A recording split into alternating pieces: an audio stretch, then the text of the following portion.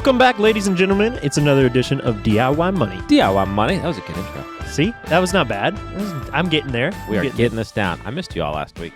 I know. You were out. I'm was out. glad you're back. And I'm going to be out again because I'm traveling for the holidays. Because this is on delay. So we're coming up into Thanksgiving.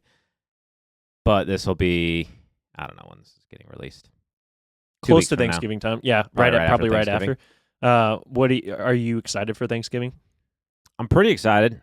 Do you all do traditional, or do you do kind of like a different? We're visiting family, so I'm just eating whatever they make. Okay, gotcha. I don't normally do traditional. I don't think turkey's that special. Oh, Sorry, YouTube audience. Turkey's just offended. Like turkey's basically chicken. 80% of the diehard Americans in the audience. Yeah, turkey is just a big chicken, so it tastes like chicken but slightly different. Yeah, and we eat chicken all the time, so turkey's like an expensive, longer cooked chicken. Is there anything like that is traditional Thanksgiving that you're like, I really like that, I have to have it? Nope. Really? See, my mom makes a particular kind of stuffing, and that is like my favorite thing. Really? I look forward to it 2 You know weeks what in our advance. kids are really stoked about? Charcuterie. What? Yeah. Your kids get into it? Our 5-year-old and 3-year-old have requested a charcuterie board for Thanksgiving. Is that how you say it? Charcuterie? Yes. Charcuterie? Oh. So they've we do, requested meats and cheeses. Yeah, because we, like, for You holidays, we bougie do, kids. like... Yes. I don't know where they get it. Probably their mom. Yeah, so, yeah, we like... Because it was basically, like most people... It's not about the turkey. It's about eating all day long and then getting to the turkey and being like, I'll just have a little piece because I'm stuffed. So that's a good point. We do like legit meat and cheeses and olives, and the kids really like pickles, like a variety of pickled stuff. I don't know. Our kids are weird. They eat vegetables like they're potato chips or something. I never did that as a kid. No, I definitely didn't do that. They're very strange. Our youngest will take like an entire cucumber and just eat it like an apple. Like, he'll just walk around the house with a cucumber, just eating it. I'm like, there's kids? Like potato chips in the pantry, right? So it works out for me because they leave the good stuff. That's great. Well, we have, we're going to be with family and stuff like that. But I'm doing a Friendsgiving. I'm hosting a Friendsgiving this coming weekend. So obviously we're going to be on delay. So this will be after Thanksgiving. And people will be like, what are you making? Why are they talking about Thanksgiving? Oh, we talked about. Wait, what are you making? So I am in charge of making the turkey. So I'm hosting. So I make the meat, and then everybody else brings like different sides and things. How do you make your turkey? Are you like deep frying Easy. it, roasting No, it? I literally will just like put butter under a skin and put it in the oven in like a turkey bag. Glazing it? Anything? Not really, but it turns out okay. Like I made one last year and it was pretty good. I mean, it's turkey. Review. It's turkey. It's not like steak or salmon or something. But you should have went with a flat iron steak. Yeah, you said that, but then I was like, people really like friends, turkey. my friends aren't worth that. Hopefully, none of them listen to the podcast. Yeah, we'll find out. Like if they call you and are like, "What?" We'll find out they actually listen to the podcast. Anyhow. Speaking of the podcast, we've got an interesting question today. Yeah, we have a really good question about resources, podcasts, books, things like that have to do with finance. And coming into sort of the end of the year, it's kind of a time when people, I don't know, you put together kind of your reading list for the next year and stuff like that. So we're going to talk about some of that stuff after this question from Clark. From Clark. I Thanks, laid it up to you. Jordan nailed it. Take it away, Clark. Hi, Quentin Daniel. This is Clark from Illinois. I love your guys' show. I've been listening pretty consistently for the past few months, and I've really benefited from it.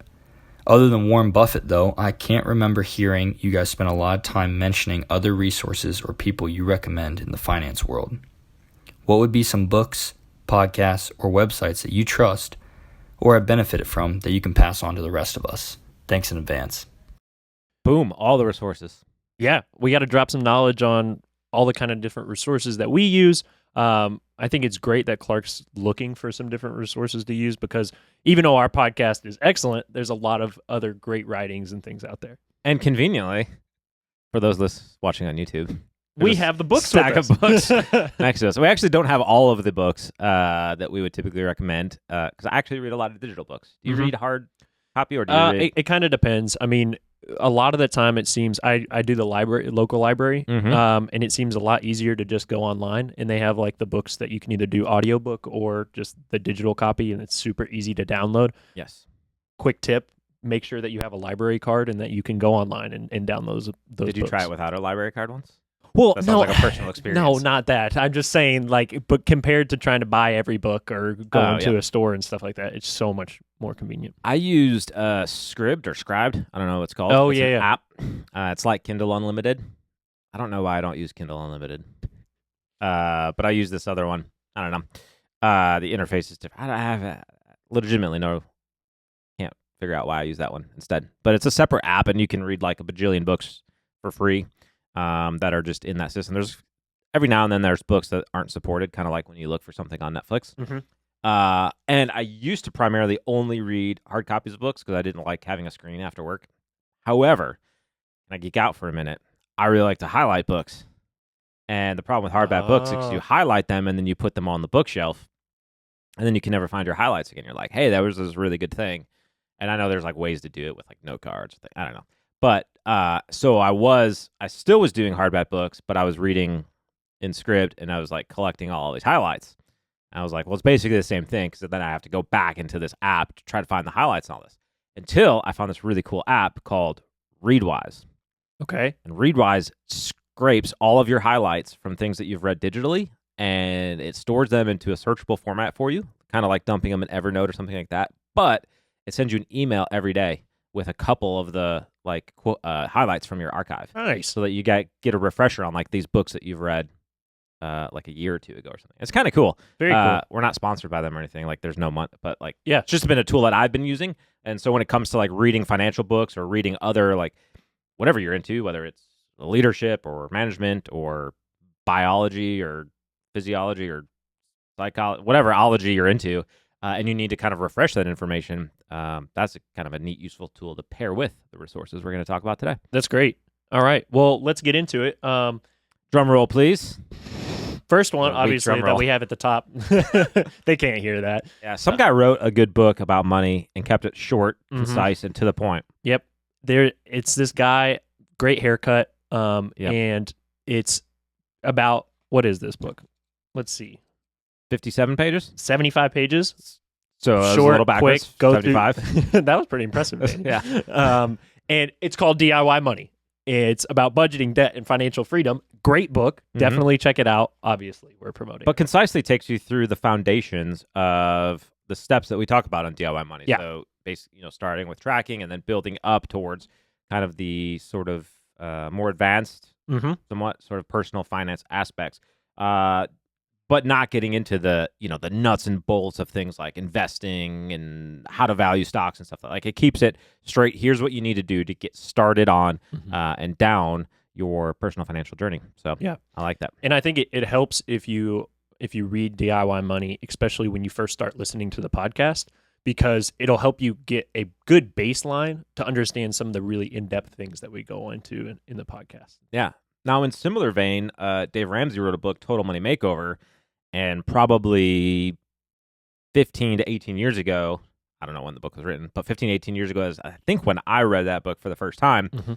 And that is a pretty in-depth book on, we don't have it here. It's a pretty in-depth book, pretty, not terribly thick, but it really covers tons of aspects of your personal finance life. So not just talking about budgeting, but even gets into things like insurance and debt and all kinds of stuff. So also a good place if you want to, kind of another additional book as far as personal finance goes. Yeah, for sure. The next book that we have here is Business Made Simple. This is a book by Donald Miller. You and I both read this. You actually gave this to me as kind of a gift to read through. Yeah, it and got it's released, this fantastic. summer or something like that? Summer or spring? Past spring, so it's a fairly new It's book. fairly new. Mm-hmm.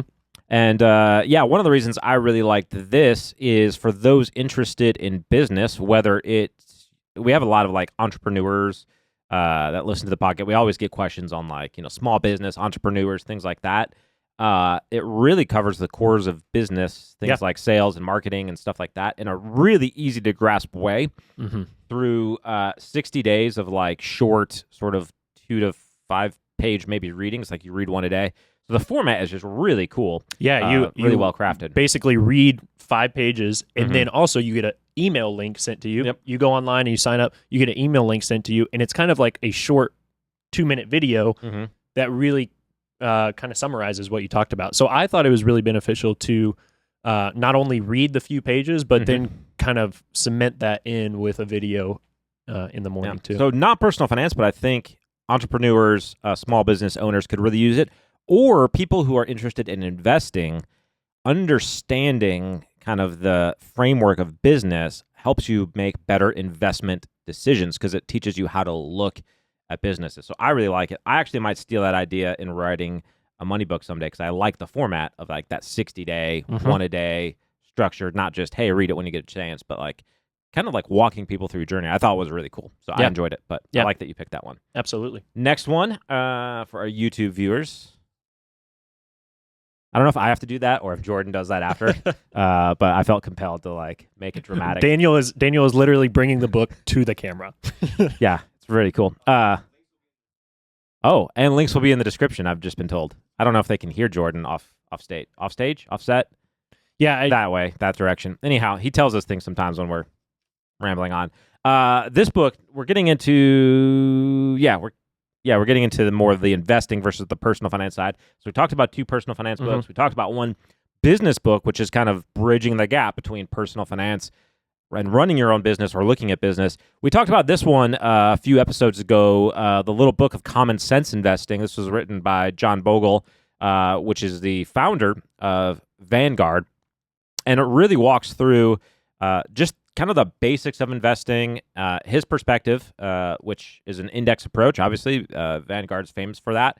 Goes into a little bit more depth on why that approach and why that might be worth considering, especially if you're just getting started out in investing and you don't want to be somebody who spends a lot of time digging and doing research and stuff like that. Have you ever read this one? I have not read that one. That's actually one of the ones on my list for 2022 that I kind of just want to go through. Got your list started already. Yeah, I have. I like it. Well, it's usually up here.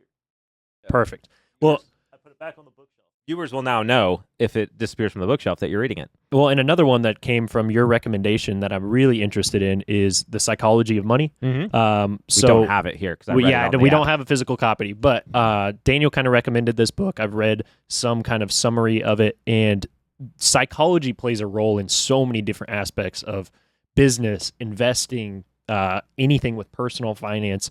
So the psychology of money is something I'm super interested in. You may be able to give a better summary, but I'm looking forward to reading that. Yeah, it's effectively a really good overview on what's been an emerging theme over the past 5-ish years. I mean, it's always been around, but it's really come into the forefront the past 5 or so years, which is behavioral finance, which is looking at how psychology, how the way that we are wired, how the way that we're think, the emotion that we feel really dictates a lot of things we do. It sounds very complicated, but actually this book is particularly approachable for just about anybody. So it's really taking these sort of in-depth concepts of behavioral finance and breaking them down into very simple allegories isn't the right word, but illustrations is, I guess, what I'm trying to say. Yeah. Illustrations and stored pictures about how that plays out and affects our lives, why that might be good or bad when it comes to various things. So things like confirmation bias, things of that nature. It'll kind of walk through, forgetting some of the other chapters, but it's a really good book, and it's not a book about budgeting. It's a book on how to think about money, which is vastly different. But once you learn how to think about money, those lessons can apply to both budgeting, debt, purchasing decisions you make, investing, etc., because the thoughts and feelings we have about money sort of precipitate across the entire spectrum of finance. So that's important as well. Great. So, let's see. Next one. Let's do this one first. Thought we were done with the personal finance ones.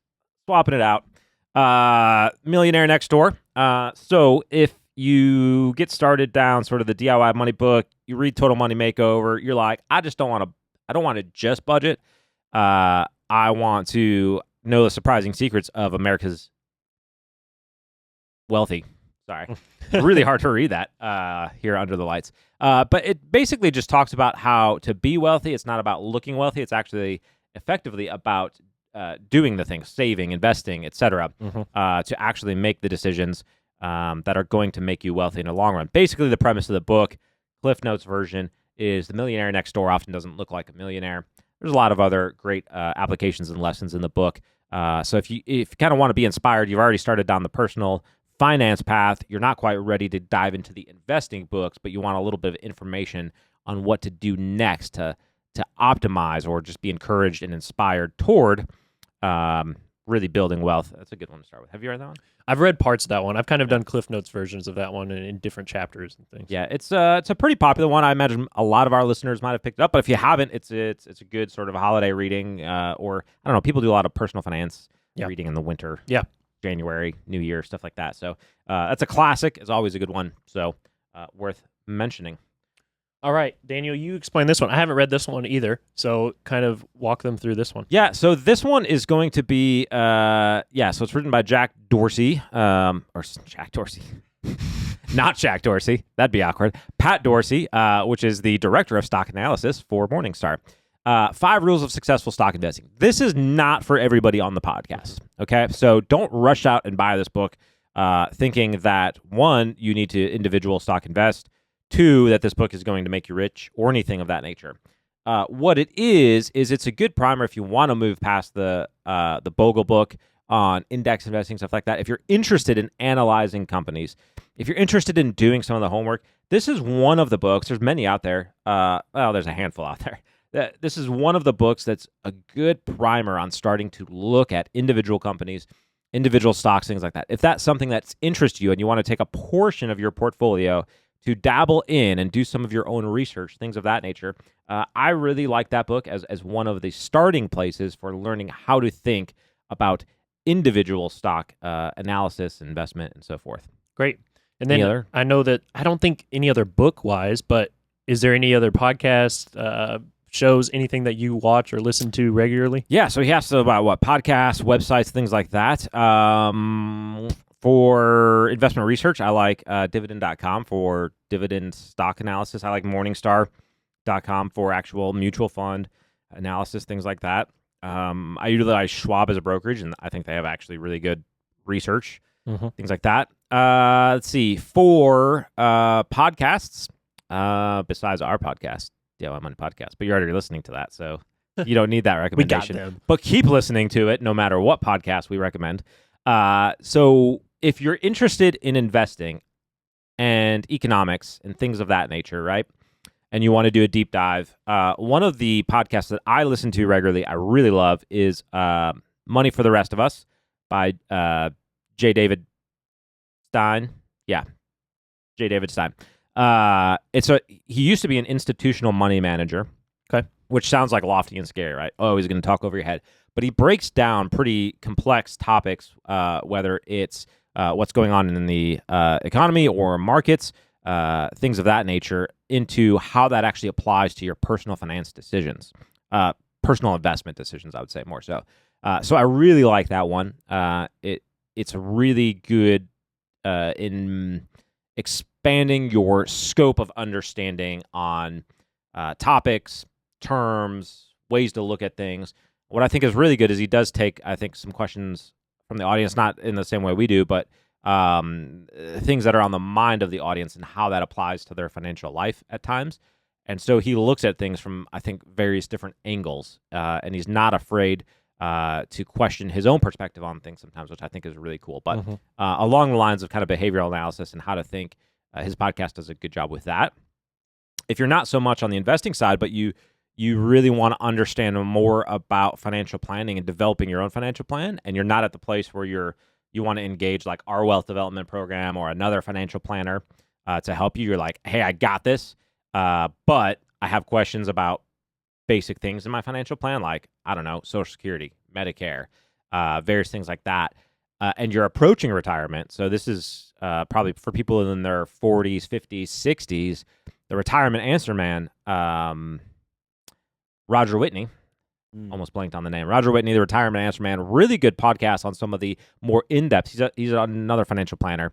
His episodes are going to run 45 minutes to an hour, I think, but be really good in depth. As a financial planner, I like to listen to other financial planners sometimes and hear what they're focusing on, what they're learning, and what they're presenting as well, because we kind of challenge each other in that regard. So it's been really good. How about you? And it's kind of a different route, but I really like How I Built This.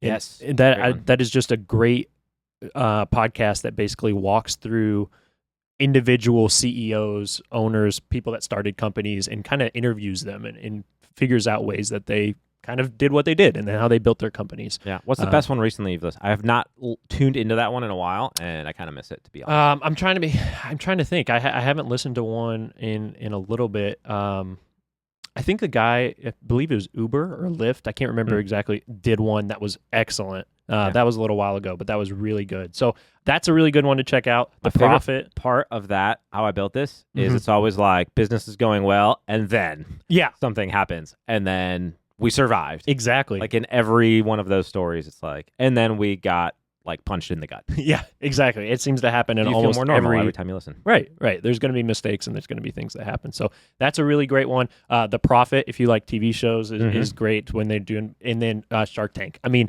it's not going to be in-depth personal finance or something like that, but it gives you a good mind for business things and valuations.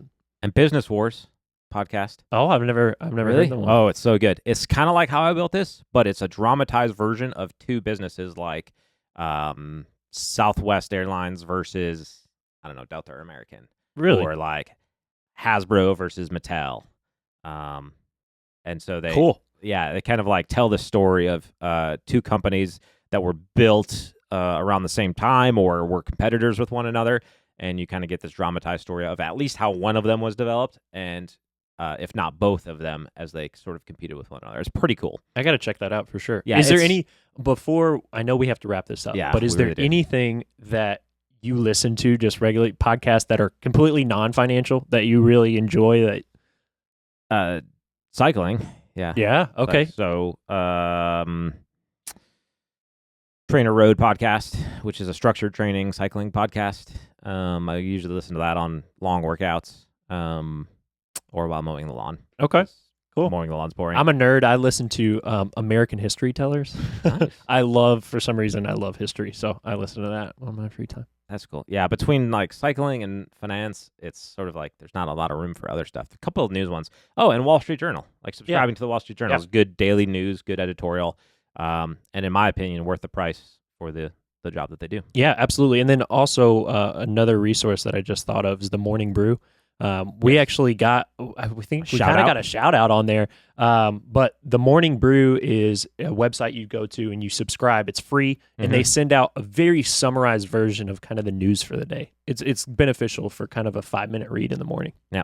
All right. So that's all of our resources. We spent a lot of time on the show. Clearly, we're reading and listening to a lot of stuff. On YouTube, drop a comment below. Let us know about your favorite, whether it's personal finance, investing, whatever it is, resource, podcast, YouTube channel, book, television show, Netflix series, whatever it is. Let us know in the comments below. We'd like to know what you're listening to and consuming, and check that out, and maybe do a review on the show soon. Excellent. All right, guys. Secret to wealth is very simple. Live on less than you make, invest the rest, do so for a very long time. Make it a great.